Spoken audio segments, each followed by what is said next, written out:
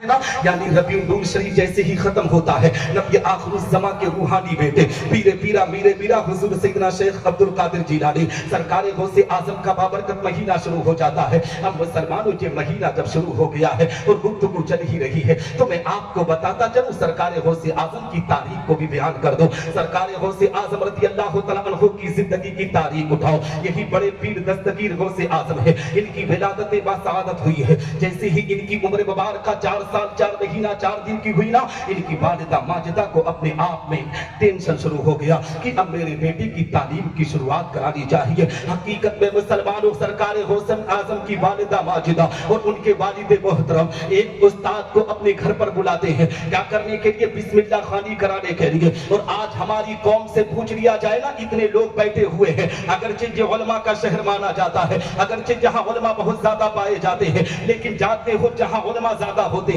वहां उलमा की बेकदरी ज्यादा होती है। लोग उलमा की कदर नहीं करते हैं, उलमा के मकाम को नहीं समझते हैं, आलिम की इज्जतों को नीलाम करना जिंदगी का मकसद बना लेते हैं। घर के झगड़े को इल्म से जोड़ दिया जाता है। मेरी कौम के लोगों, इन उलमा से मोहब्बत किया करो।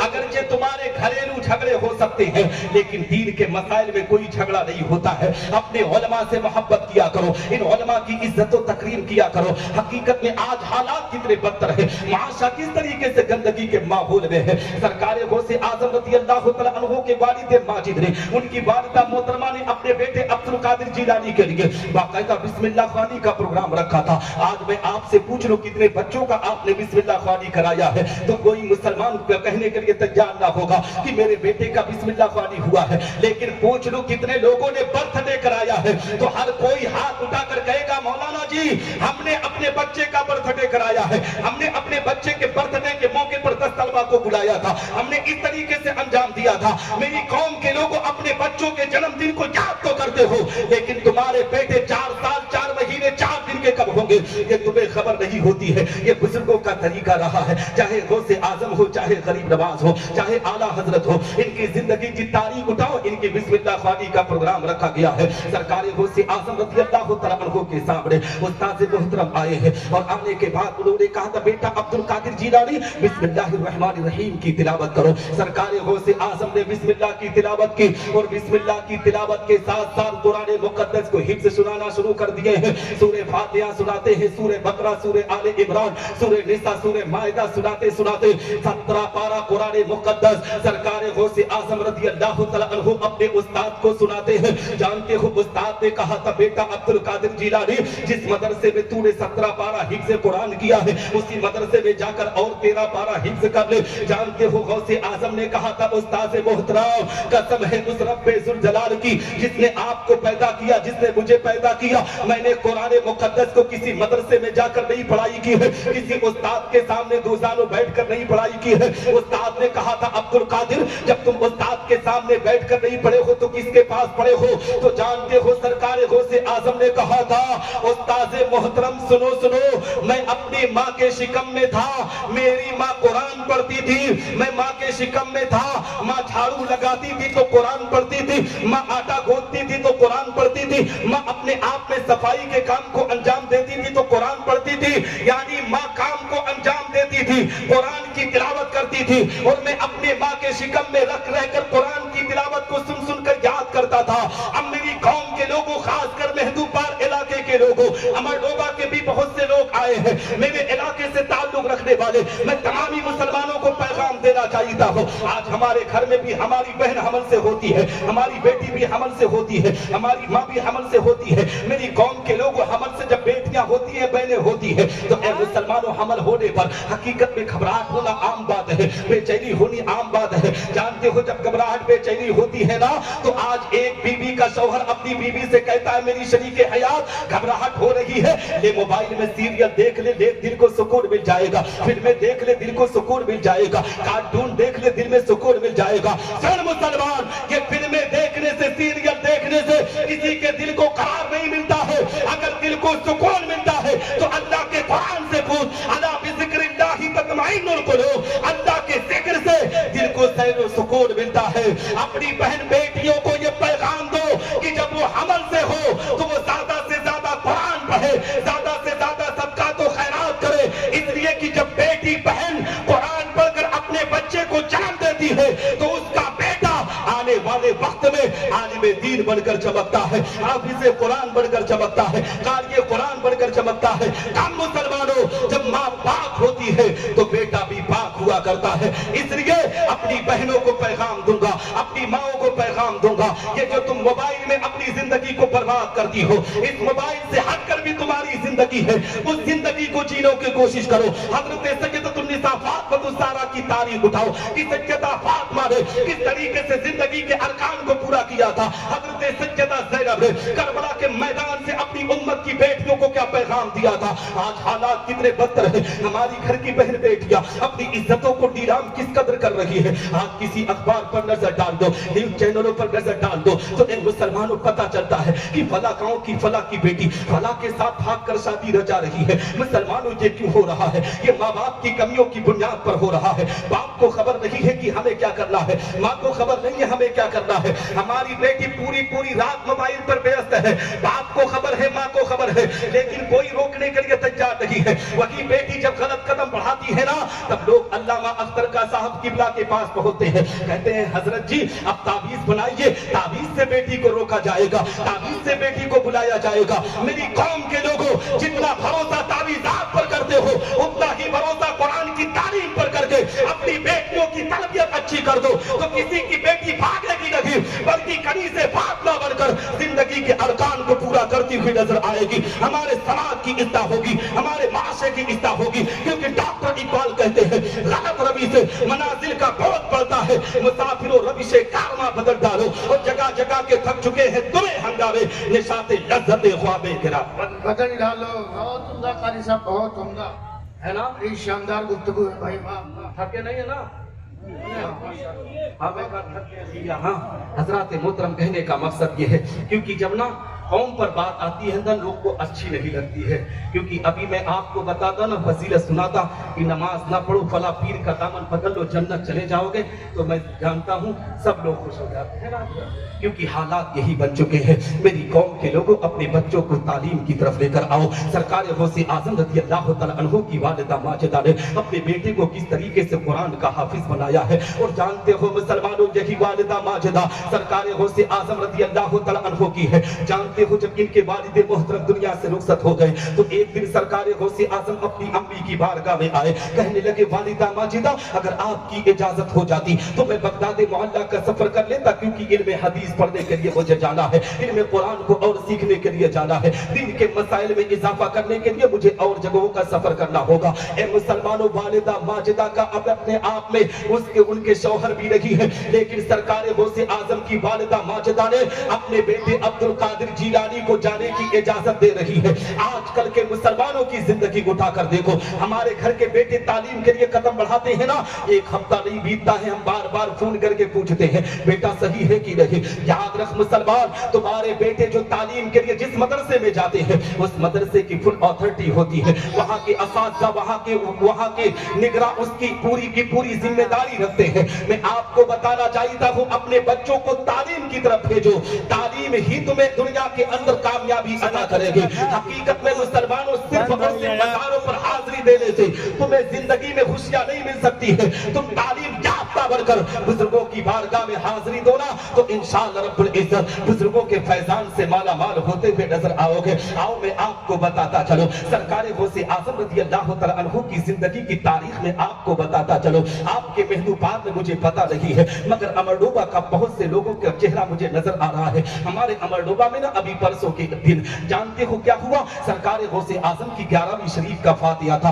तो मुर्गा खरीदने वालों की पूरी लाइन लगी हुई थी। हर कोई मुर्गा खरीदने के लिए लाइन में लगा हुआ था, इसलिए कि हर कोई ये कहने पर आमादा था, फख्र से लोग कहने पर आमादा थे, निसार अहमद निजामी तुम्हें पता नहीं है, तुम्हें मालूम नहीं है, गौसे आजम को सबसे ज्यादा मुर्गा पसंद था, इसलिए हम देशी मुर्गा खरीद कर उसको अल्लाह के नाम पर ज़बह करके उस पर फातिहा दिलाते हैं। मेरी कौम के लोगों, मैं भी मानता हूँ गौसे आजम को खाने में मुर्गा पसंद था, मगर खाने की सिर्फ बात तुमने क्यों की? सरकार गौसे आजम की जिंदगी क्यों नहीं उठाने की कोशिश की? गौसे आजम को खाने से भी ज्यादा अगर कोई चीज पसंद थी तो वो रब की बारगाह में सजदा करना पसंद था, वो कुरान की तिलावत करना पसंद था, वो नमाज की पाबंदी करना पसंद था। मेरी कौम के लोगों, अगर जिंदगी में तरक्की करना चाहते हो, गौसे आजम के मिशन को आम करना चाहते हो, गरीब नवाज के मिशन को आम करना चाहते हो तो बुजुर्गों का मिशन यही था कि तुम नमाज की पाबंदी करो, कुरान की तालीम को आम करो, अल्लाह और रसूल की इताअत करो और अपने माँ बाप की खिदमत गुजारी करो। माँ बाप की जब बात आई गई है तो मैं आपको बताता चलो, आपने देखा होगा इसी मेहदूपार की जमीन पर अभी कोई पीर साहब आ जाए ना तो जानते हो आज 99 पीर जानते हो क्या निकले हुए हैं। फराज किस्म के पीर आज हमारी कौम के अंदर पाए जाते हैं। हर कोई ए मुसलमानों पीर बनकर आ जाता है। किसी के हाथ में 10 अंगूठियां हैं तो ये कौम जानते हो उसकी फजीलत बयान करने पर आमादा है। किसी के बाल लंबे हो जाते हैं ना तो उस लंबे बाल की फजीलत लोग बयान करने पर आमादा हो जाते हैं। मेरी कौम के लोगों आज जानते हो क्या किया जाता है। पीर साहब की जैसे ही आमद हमारे महदूबार में हुई ये नौजवान तबका अंधा हो जाता है। पीर साहब का नारे तकबीर नारे रिसालत की सदा बुलंद की जाती है। कोई पैर दबाता है कोई हाथ दबाता है। इन नौजवानों से जब पकड़ कर पूछा जाता है नौजवान पीर की खिदमत क्यों कर रहा है तो कहता है निसार अहमद निजामी इतना भी पता नहीं है, पीर की खिदमत करूंगा तो अल्लाह जन्नत देगा। मैं पूछना चाहता हूँ नौजवानों, किस किताब में तुमने पढ़ा है कि पीर की खिदमत करोगे तो तुम्हें जन्नत मिलेगी? सुन, अगर अच्छे पीर की खिदमत करोगे तो हो सकता है कि मैदान मैशर में वो तुम्हारी रहनुमाई कर दे, लेकिन जानते हो आज तो 99% पीर को खुद खबर नहीं है कि अल्लाह उसे जन्नत देगा कि जहन्नम देगा। मैं आपको बताना चाहता हूँ, इस दुनिया की तारीख को मैं आपके सामने रखना चाहता हूँ। निसार अहमद निजामी की उम्र कम है मगर इस छोटी सी उम्र में मैंने भारत के अलग अलग खित्तों में जाकर दीन इस्लाम की तबलीग को अंजाम दिया है।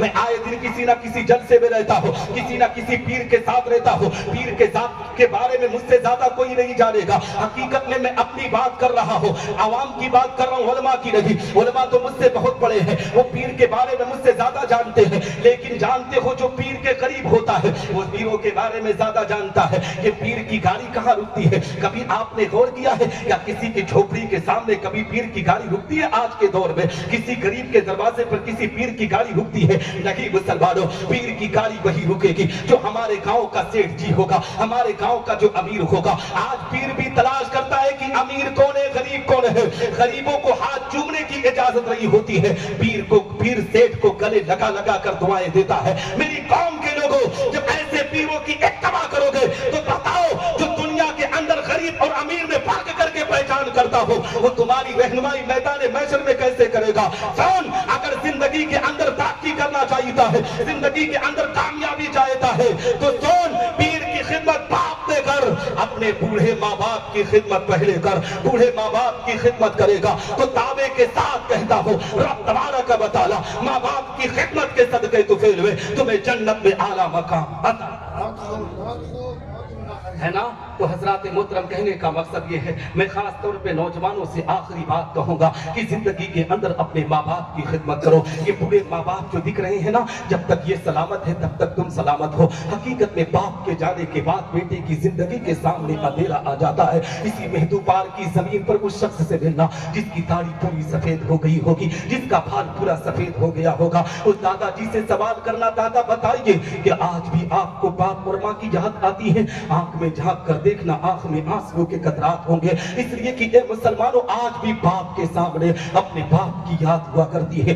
बाप हकीकत में जिंदगी में रहनुमाई किया करता है। बाप बेचारा बिस्तरे अदालत पर मौजूद होना फिर भी हमारे घर की पूरी रखवाली बाप करता हुआ नजर आता है। मेरी कौम के नौजवानों, अपने बाप को तकलीफ ना दिया करो, अपनी माँ की ममता के साथ खिलवाड़ ना किया करो। और यहाँ पर मेरी बहनें भी बेटियां बैठी हुई है, इनको भी पैगाम देना चाहता हूँ कि जिंदगी के अंदर तुम अपने सास ससुर को माँ बाप जैसी इज्जत अता किया करो। इसलिए कि जब हजरत अब्दुल मुत्तलिब रज़ी अल्लाह तआला अन्हु और मेरे आका पैगंबर इस्लाम की दादी हजरत फातिमा, जब हजरत अब्दुल मुत्तलिब तक खान सरदाराने मक्का ने कहा था अब्दुल मुत्तलिब तुम्हारे घर से अरब के दस्तूर की धज्जियां उड़ाई जा रही है, तब हजरत अब्दुल मुत्तलिब जब सैयदा आमना के घर तशरीफ ले गए थे, हजरत सैयदा आमना ऊंची जगह पर बैठी हुई थी। जब हजरत अब्दुल मुत्तलिब और हजरत फातिमा जो नबी की दादी है इनको आता देखी थी ना, तो हजरत सैयदा आमिना अपने उस ऊंची जगह से उठकर इस्तकबाल किया था।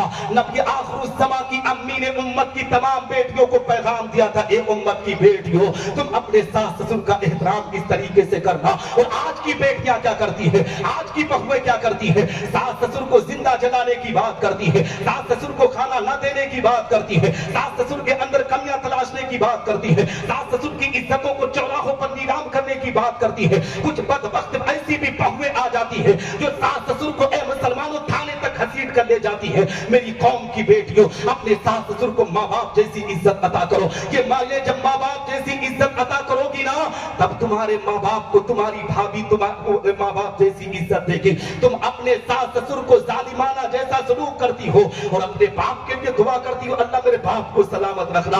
सुन, अगर बाप को सलामत रखना है तो अपने शौहर के बाप की दुआ कर, उसकी इत्तबा कर, उसके फरमा बरदारी कर, उसके कौल के मुताबिक जिंदगी गुजार। इंशाअल्लाह रब्बुल इज्जत तू जहां खिदमत करेगी, अल्लाह तेरे माँ बाप पर करम करेगा, तेरे घर वाले तेरे माँ बाप की खिदमत गुजारी करने पर आमादा होंगे। और मैं आपको बताऊं मुसलमानों, और यहाँ पर बहुत से ऐसे लोग बैठे हुए हैं और खास करके मौलाना अख्तरुल कादरी साहब हैं, मैं इनको पैगाम दूं मौलाना हारून साहब से कि आपने किस तरीके से सिवाइश पार में काम को अंजाम दिया है। मैं जानते हो अभी इनका मदरसा नहीं देखा था, अभी जल्दी ही मैं किसी काम को के लिए आया था, तब मैंने इनके मदरसे को देखा। अल्हम्दुलिल्लाह इस मर्द कलंदर ने अपनी मजबूती के साथ, इख्तलाफ तो होते हैं, मुखालिफत तो होती है, जब काम करने वाला आगे बढ़ता है तो दुनिया उसकी मुखालिफत करती है। हुजूर हाफिज मिल्लत ने यही कहा था, हर मुखालिफत का जवाब काम है। तुम काम करते जाओ, दुनिया तुम्हारे जाने के बाद उस काम की गवाही देगी। और मैंने इनके काम को देखा। मेरी कौम के लोगों, मुखालिफत नहीं करना चाहिए। अगर किसी के लिए कदम नहीं बढ़ा सकते हो तो उसके टांग को पकड़कर खींचने की कोशिश ना करो। मदरसा कितनी मेहनत से चलता है मैं जानता हूँ, 2.5 साल से मैं मदरसा चला रहा हूँ, मुझे पता है मदरसे चलाने में कितनी मेहनत लगती है, किस तरीके से दिमाग खर्च करना पड़ता है, किस तरीके से लोगों से अकीदत मोहब्बत रखनी पड़ती है, तब जाकर मदरसे की तामीर होती है। और यहाँ पर बहुत से ऐसे मुसलमान बैठे हैं, इनको पैगाम दूं, आज जानते हो जब हमारे बिजनेस में गड़बड़ी होती है ना, हमारे कारोबार में गड़बड़ी होती है, तो हम क्या करते हैं, मेहदूबार में किसी पीर साहब की आमद हुई तो पीर की बारगाह में पहुंचकर, आखिरी बात कर रहा हूं, टाइम ज्यादा हो रहा है, पीर साहब की बारगाह में पहुंचकर कहते हैं पीर साहब आप दुआ कर दीजिए। यहाँ पीर साहब से दुआ कराए, मेहदावर में पीर साहब से दुआ कराए, अमरडोबा में जाकर पीर साहब से दुआ कराए, और इधर उधर जहां सुन लिए ना फला पीर साहब आ रहे दुआ कराते जा रहे हैं, उनकी दुआ कबूल नहीं हो रही है। ए मुसलमान सुन सुन, अगर तेरी दुआ कहीं कबूल ना होती हो तो सीधे अपने घर को आ, तुझे किसी के पास जाने की जरूरत नहीं है, तू सीधे अपनी माँ के कदमों में आ जा, माँ के दुपट्टे को सर पर रखकर मौला की बारगाह में दुआ कर दे। दावे के साथ कहता हो, माँ के दुपट्टे के सदके में जो दुआ की जाती है अल्लाह उस दुआओं को कबूल करता है। और जानते हो मुसलमानों, जो मुसलमान नमाज की अदायगी करता है अल्लाह ही उसके घर में रहमत की बरसात अता करता है। आप पूछेंगे कैसे? आज जब बिजनेस चौपट होता है, कारोबार खराब होता है, तो हम कहते हैं मौलाना हारून साहब कोई बाबा बता दीजिए, कोई पीर बता दीजिए, उनसे ताबीज लिखवाना, उनसे घर को दिखाना है। मैं कहता हूं मेरी कौम के लोगों, ताबीजात पर भरोसा कम करो, ज्यादा भरोसा कुरान की तिलावत पर करो और नमाज की पाबंदी पर करो। आओ मैं आपको बताता चलो, यही आखिरी बात कह के गुफ्तगू खत्म करूंगा। बगदाद मोहल्ला की पाक जमीन है, एक नौजवान है जो कारोबार को अंजाम दे रहा है, कारोबार कर रहा है, लेकिन काम में उसे मजा नहीं आ रहा है, इसलिए कि उसको मुनाफा के बजाय घाटा जा रहा है, जिंदगी से परेशान हो चुका है, नमाज भी पढ़ता है, कुरान भी पढ़ता है, सदका तो खैरात भी करता है, मगर फिर भी अल्लाह उसके कारोबार में बरकत नहीं अता कर रहा है। जिंदगी से परेशान होकर अपने आप में मायूस हो गया। एक दिन एक शख्स से मुलाकात हुई, शख्स से कहने लगा मेरे भाई ये बता, मैं जिंदगी से मायूस हूँ, इसलिए कि जिंदगी में जो भी कारोबार शुरू करता हो मेरे कारोबार में अल्लाह की बरकत का नुज़ूल नहीं होता है, मैं ये सोचता हूँ अब करूँ तो क्या करूँ। तो जानते हो उस शख्स ने कहा था, तू बगदाद मोहल्ला की बारगाह में जिंदगी गुजार रहा है, बगदाद की जमीन पर तेरी जिंदगी गुजर रही है, तू चला जा सीधे शहंशाह बगदाद की बारगाह में।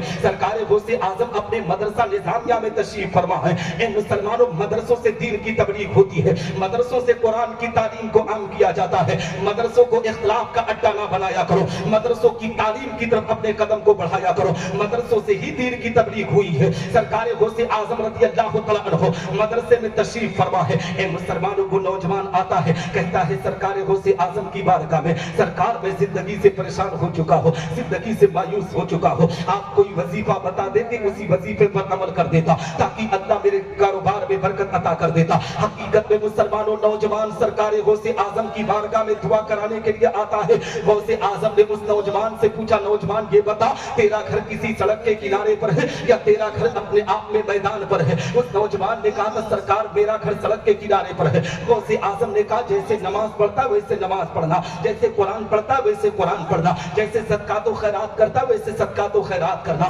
सुन सीधे मार्केट चला जा, मार्केट से एक कपड़ा ला, अपने दरवाजे पर उस कपड़े को लगा दे पर्दे की शक्ल में। हकीकत में नौजवान दिल में सोचने लगा, मौला मैं तो गौसे आजम की बारगाह में आया था कि कोई वजीफा मुझे बताएंगे, उस वजीफे को मैं सुन ले लूंगा, उसी को पढ़ूंगा, अल्लाह मेरे घर में बरकत अता करेगा। मगर सरकार गौसे आजम ने मुझे वजीफा ना बताकर मुझे अपने आप में पर्दा लगाने की बात की है। आखिर माजरा क्या है? ए मुसलमानों, नौजवान दिल में सोचता है, फिर कहता है कि बड़े पीर ने कहा है तो कोई ना कोई मामला जरूर होगा, कोई ना कोई हिकमत जरूर होगी। वो गया बाजार से अपने आप में एक पर्दा लाया, लाने के बाद अपने दरवाजे पर लगा दिया, अब कारोबार को अंजाम दे रहा है। देखते ही देखते चंद महीनों के अंदर वो कारोबार में इतनी तरक्की कर दिया कि बगदाद की जमीन पर उसे रईस कहने लगे, उसको सेठ जी कहने लगे, अमीर साहब कहने लगे। इस तरीके से उसके पास पैसा आ गया। मुसलमानों, जब पैसा आए, रुपया आए, तो उस पैसे का घमंडो गुरूर ना किया करो। आज अगर अल्लाह कुछ लोगों को पैसा दे देता है ना,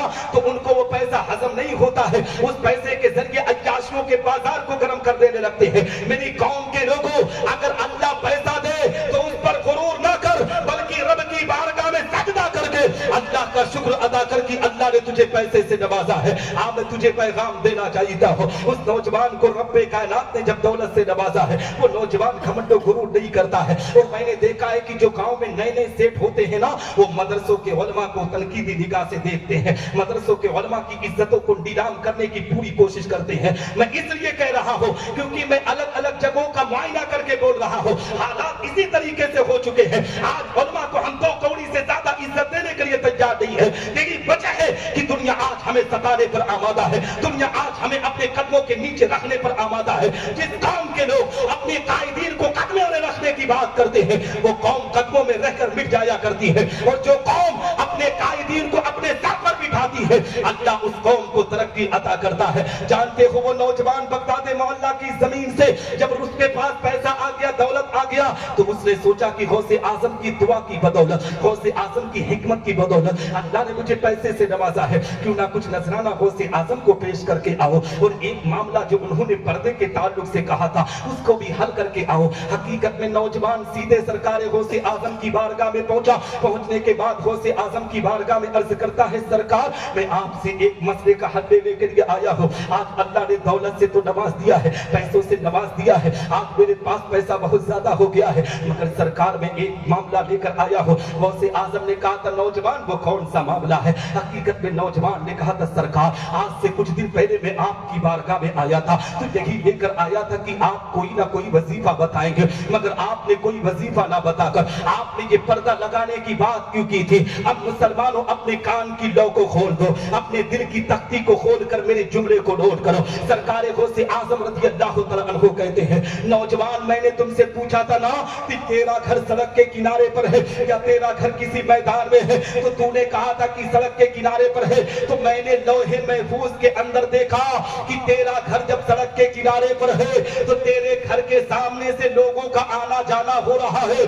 अल्लाह तेरे घर से बरकत क्यों छीन रहा है? उसको जब मैंने देखा ना, तो मैंने यही देखा कि लोगों का आना जाना तेरे दरवाजे के सामने से हो रहा है। उसमें कुछ नमाजी भी आ रहे हैं, उसमें कुछ बेनमाजी भी आ रहे हैं। जब बेनमाजी की निगाह तेरे घर में पड़ती है तो अल्लाह तेरे घर से बरकत को छीन लेता है। मेरी कौम के लोगों को गौसे आजम के जुमले को नोट करो कि गौसे आजम का फरमान है कि अजनबी बेनमाजी की निगाह अगर किसी के घर में पड़ जाए तो अल्लाह बरकत को छीन लेता है। तो जिस घर में सिरे से बेनमाजी रहता हो, अल्लाह उस घर में रहमत की बरसात कैसे कर सकता है, बरकत की बरसात कैसे कर सकता है? गौसे आजम के मानने वालों, अगर गौसे आजम से मोहब्बत करते हो, बुजुर्गों से मोहब्बत करते हो, तो कौन गौसे आजम की तारीख यही रही है। गरीब नवाज का मसलक यही कहता है, आला हजरत का यही मसलक कहता है कि सबसे पहले अल्लाह के घर को आबाद कर, रब की बारगाह में सजदा कर, कुरान की तिलावत कर, नमाज की पाबंदी कर।